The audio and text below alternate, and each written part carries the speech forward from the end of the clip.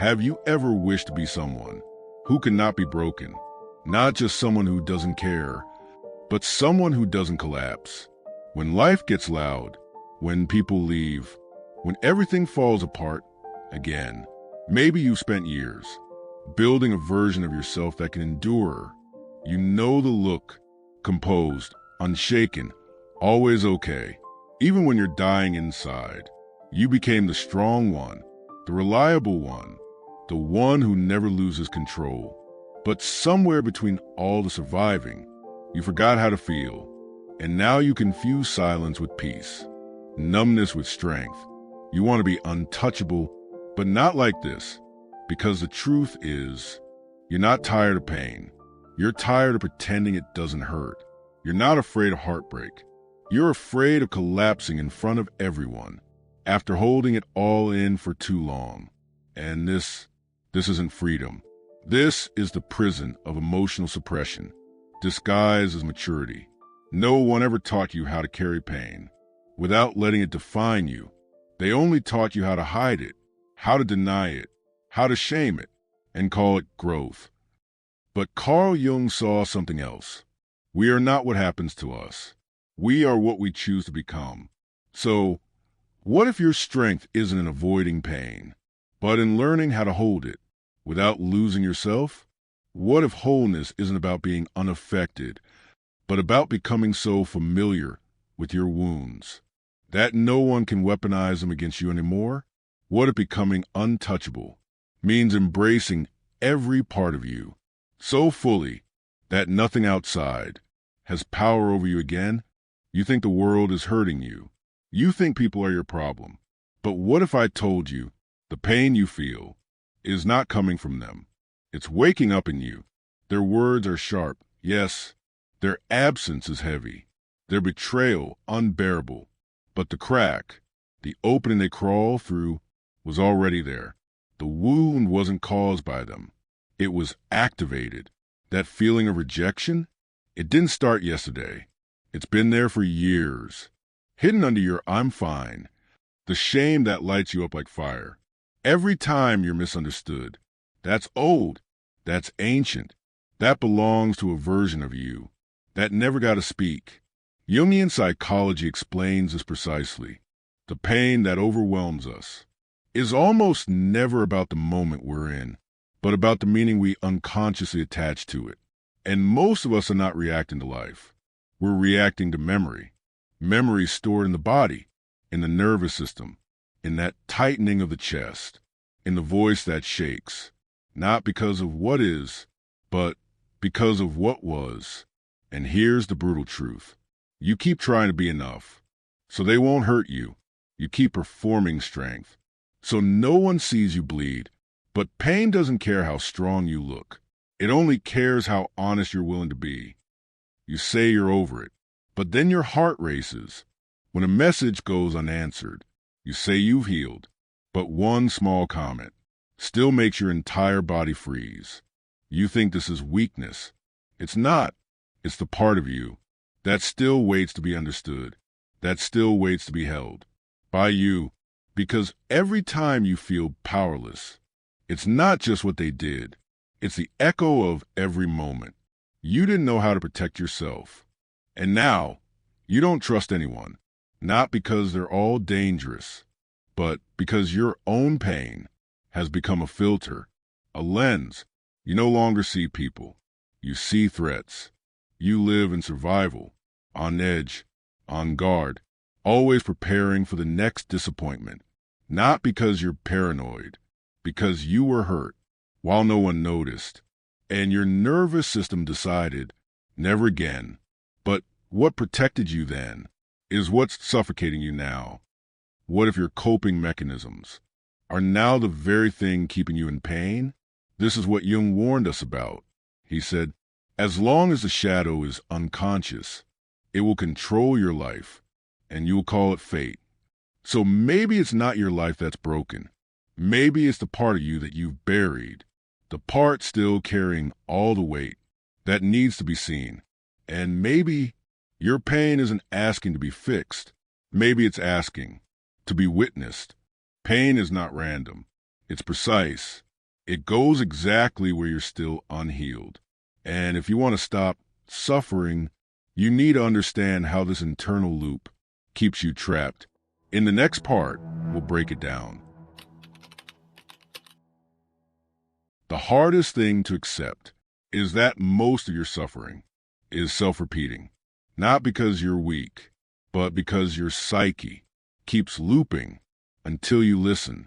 You think it's about them, their absence, their coldness, their betrayal. But your soul doesn't care who did it. It only cares what it triggered. Every wound is a portal, and you spend your whole life boarding them up. You got so good at pretending, you forgot you were pretending, and now you flinch at love. You tense at kindness. You prepare for abandonment, even in connection, because pain has become a map. Your whole system follows the familiar routes, even if they lead to disaster. Jung referred to this as a shadow, the repressed, unseen, denied parts of you which don't disappear. They just gain power in silence. You push away your sadness. It becomes rage. You suppress your fear. It becomes anxiety. You deny your vulnerability. It becomes numbness. And still you wonder, why does nothing feel real anymore? It's because you're not living from wholeness. You're living from fragments, from the mask, the role, the protector, not from the center. Because the center was never allowed to form. No one taught you how to sit with grief, how to feel shame without collapsing, how to face your guilt without drowning in it. So you buried it, all of it, and now the unconscious holds it. And the unconscious has one job, to bring it back through triggers, through patterns, through relationships that feel like deja vu, until one day you realize it's not the world that's hunting you.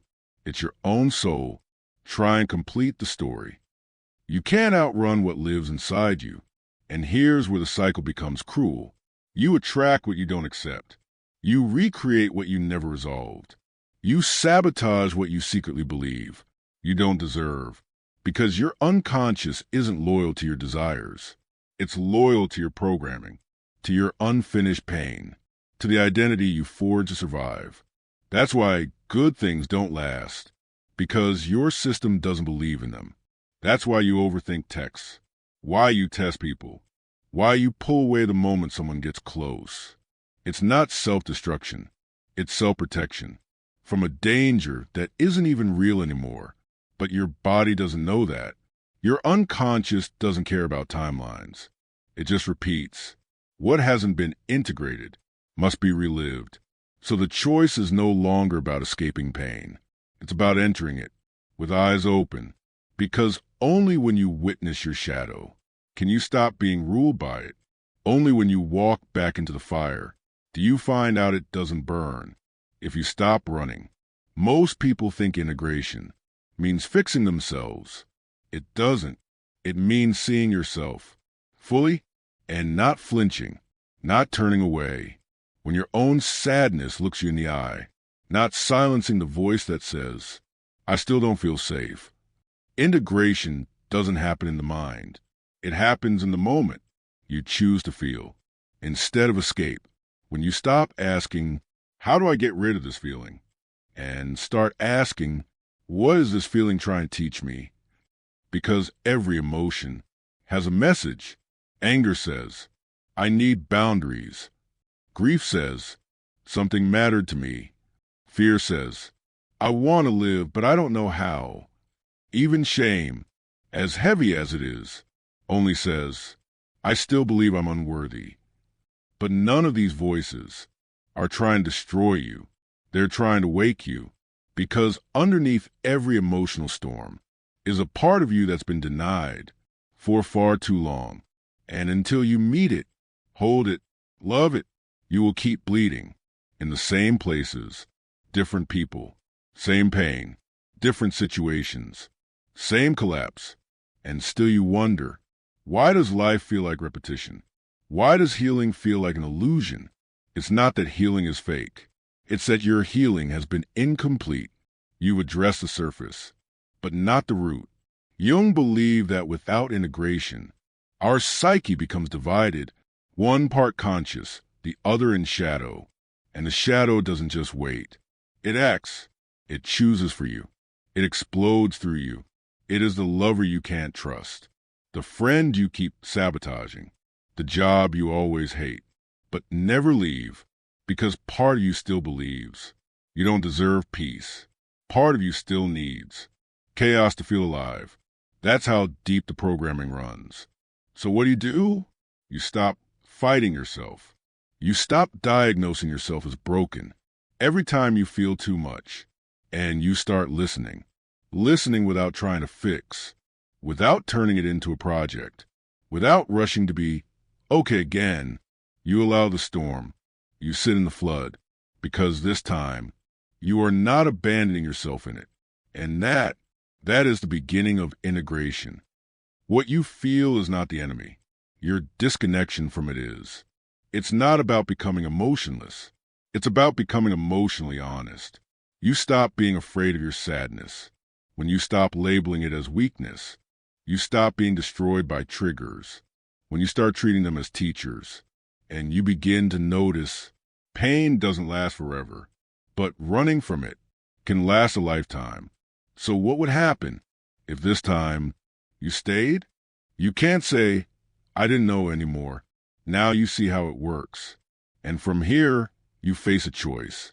Keep surviving the old way, or have the courage to expose the illusion of strength.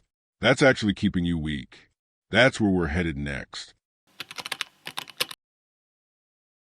You've spent your life trying to become untouchable. You thought that if you were strong enough, you wouldn't be abandoned. If you were kind enough, you wouldn't be rejected. If you were perfect enough, no one could hurt you. But that's the lie. That's the trap. The idea that love must be earned, that safety must be performed, that value must be proved. Through endless self-erasure, you became everything they needed, everything they praised, everything they wanted, and you lost yourself in the process. Now, even when someone says, I love you, you don't believe it. You wonder, do they love me or the version I curated? You smile on cue. You nod politely. You offer support, warmth, empathy. But inside, you're starving for someone to look at the real you and stay. But how could they? You never showed them, because somewhere deep down, you decided if they see the mess, they'll leave. And so you built the mask, polished, stable, fine. And it worked for a while, until it didn't, until you realized you've been abandoned, even while surrounded by people, because nothing hurts more than being unseen in the exact moment you need to be held. You didn't lose connection. You gave it up to protect yourself. Jung warned us that the persona, the social mask we wear, is useful until it becomes a prison. Because when you live to be accepted, you forget how to be true. And when your value depends on others, you lose the ability to see your own worth without a mirror. So here's the truth. You were never too much. You were never broken. You were just trying to survive in a world that didn't know how to hold you. The strongest people are not the ones who never fall apart. They are the ones who know how to return to themselves again and again without shame. But you were taught that strength means resistance. You were told, don't cry, don't flinch, don't let them see it hurt. So you built yourself like armor, hard, smooth, controlled. But here's the paradox. The more you resist your own feelings, the more power they hold over you. Because resistance is not the same as resilience, and numbness is not the same as peace. What you call being untouchable was actually emotional avoidance, not wholeness, but fragmentation. Because every time you suppress your truth, you create a crack inside, a space where your shadow hides. And your shadow, it never forgets. Jung described this as the trap of the false self, the part of you that performs safety instead of being safe, that tries to control everything because it still fears being powerless. But you cannot be free. if you're still fighting yourself. True strength is the end of inner war. So what does it actually mean? To be emotionally untouchable? It means that nothing outside you can destroy the center within. Not because you're numb, but because you've made peace with what's inside. You've walked through your grief, your rage, your fear, and instead of exiling those parts, you brought them home. And now they no longer ambush you. They no longer hijack your peace, because they are no longer strangers. This is the real shift from being fragmented to becoming whole, from reaction to presence, from hiding parts of yourself to holding all of them with clarity. That's what makes you truly unbreakable. Not the absence of pain, but the presence of self. You don't become unbreakable by hiding your cracks. You become unbreakable when you're no longer ashamed to see them. And only then can the real return begin, the one that leads you home. At some point, you stop asking, why did they do this to me? And you start asking, what in me is still waiting to be met? That's the shift, the beginning of sovereignty. You turn the mirror inward, not to blame yourself, but to reclaim yourself. Because healing isn't about making pain disappear. It's about learning to carry it with presence, no longer pushing it down, no longer outsourcing your worth. You become the one who doesn't abandon yourself, even when it hurts, especially when it hurts. You stop performing calm. You become calm because nothing inside you is silenced anymore. That's when the power returns. Quiet, still, unshaken. Not because everything is okay, but because you finally are. Peace isn't something you find. It's something you allow. And it begins the moment you stop trying to fix yourself and start listening to the tightness in your chest, to the heat behind your eyes, to the part of you that still whispers, I don't feel safe. Not to get rid of it, but to sit beside it, like you would with a friend who's been alone in the dark for too long. Jung called this withdrawing projections, realizing that what you keep chasing outside was always a reflection of something you abandoned inside. And now you're ready to return. You've spent years trying to be safe, by being likable, by being successful, by being needed. But safety built on performance is not real safety, because the moment someone pulls away, you question your worth. The moment you make a mistake, you fear being abandoned, and so you stay in control. You manage people's expectations. You apologize for your emotions. You keep your needs quiet, but inside, your body keeps score. Your nervous system knows the truth that you've been performing safety, not feeling it. And here's the part no one tells you. Real safety doesn't come from controlling the world. It comes from being able to stay with yourself, even when the world doesn't respond the way you hoped. That's what changes everything. Not their approval, not the perfect relationship, not the absence of chaos, but the moment you choose to turn inward and stay present with what's actually there, even if it's raw, even if it's messy, even if it scares you, because that's the moment you stop abandoning the self for the sake of the image. That's the moment you begin to build inner ground that no one can shake.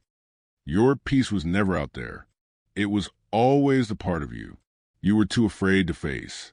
And when you sit with it, not as an enemy, but as a part of your truth, something happens.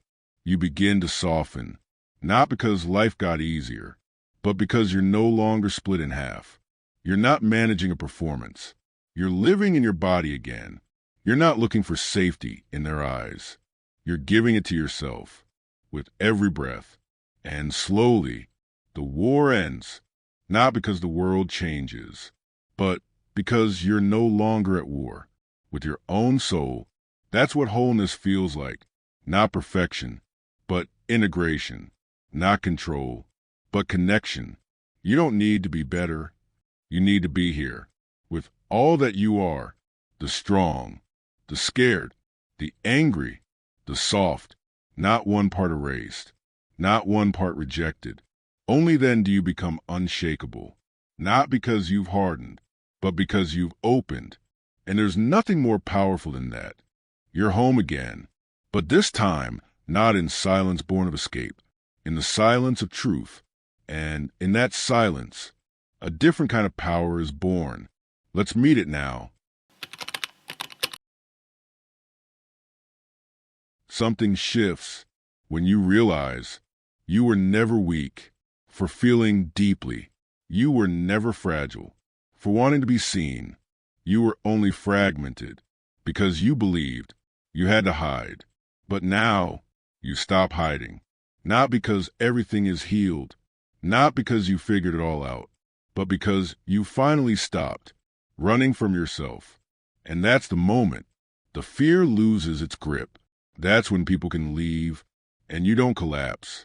That's when failure arrives and you don't disappear. That's when the world shakes. But you don't, not because you're cold, not because you don't feel, but because you feel everything and still stay present.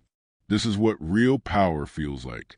Not the ability to control, but the ability to remain centered, to remain conscious, to remain whole.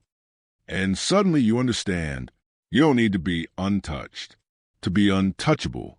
You don't need to avoid pain, to transcend it, because pain stops being your enemy when it stops being a stranger, when you've sat with it, listened, learned, and from that place, nothing can truly take you down, not because you're above it, but because you're within it, and no longer afraid.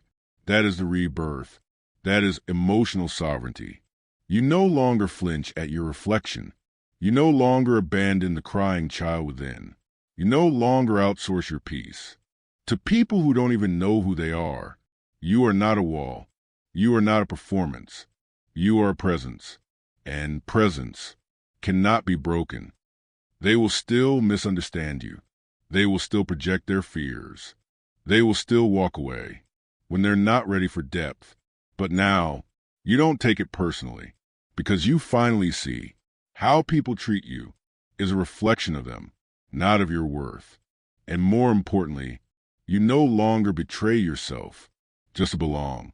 You no longer shrink just to stay close. You've made a different kind of vow to stay close to yourself, to feel it all without drowning, to let others go without losing who you are, to speak the truth even if your voice shakes, to hold your inner world like sacred ground because it is. This is what emotional integrity feels like. Not perfect, but present. Not invincible, but indivisible. No longer divided inside. No longer rejecting parts of you because they're inconvenient or messy. Because everything that lives in you is part of your wholeness. You are not something to be cleaned up. You are something to be understood. And the moment you understand yourself, the world loses its power to define you. You don't need external permission to feel peaceful. You don't need approval to trust your own voice. This is the untouchable self, not the one that never feels pain, but the one that includes it. You walk through the world with a kind of quiet that cannot be stolen. You are no longer trying to be seen because you see yourself. You are no longer looking for safety because you are safety, not in the sense of walls, but in the sense of depth, rootedness, clarity, truth. You feel everything, but nothing owns you anymore. That is the core of inner freedom. If you've come this far, something in you is already shifting. Not because I said something new, but because you remembered what you already knew.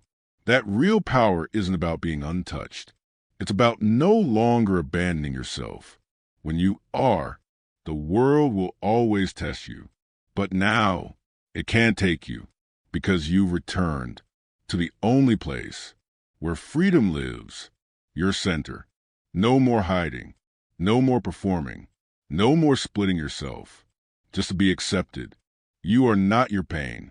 You are the one who holds it with grace. So here's the question. What if this is the moment you stop surviving and start living with wholeness?